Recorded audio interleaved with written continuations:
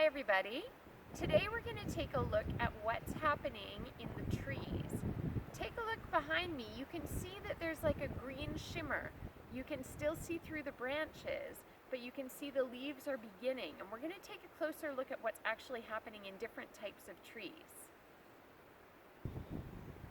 This is an oak tree.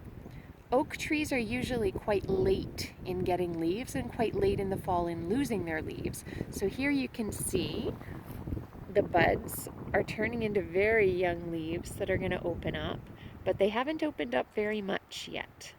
You're going to see quite a difference as we look at different types of trees. Let's go and look at another one.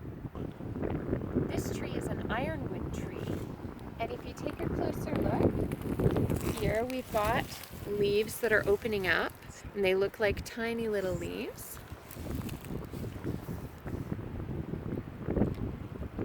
Miniature versions of what they will be later on in the summer. Now, most trees, well, all trees, as you know, have leaves. But at this time of year, many trees are not only putting out leaves, but they're also putting out flowers.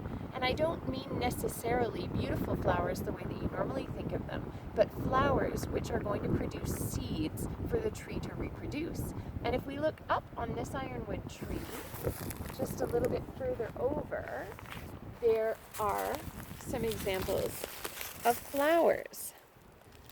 So these are going to contain the seeds. These are going to contain the seeds that will fall and then land on the ground and blow around and reproduce so that more ironwood trees will grow.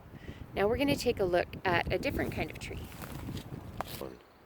This is a branch of a mature maple tree, and we're going to take a look at what it's producing. So here you can see leaves that are coming out of the buds. But here you can see a flower, well, multiple flowers that are coming out of the bud. Now these flowers, when the end of them falls off, the stem is going to start producing what you would probably call maple helicopters. You know those little things that you find all over the ground, and if you throw them in the air, they spin around like a helicopter? Well, that's what's going to come out of the ends of these stems where the flowers are, and those, of course, are the seeds. Now, trees like maple trees lose their seeds in the later spring in order to reproduce quickly, and so those seeds go into the ground, and new maple trees start to grow in the same season. But many types of trees don't lose their seeds until the fall, in fact, most trees. And when you think about fruit trees, apple trees, cherry trees, pear trees, etc., it's the fruit itself that contains the seed. And as those fruits hit the ground in the fall after they're ripe, then the seeds are able to implant in the ground that way. So maple trees reproduce in the spring though.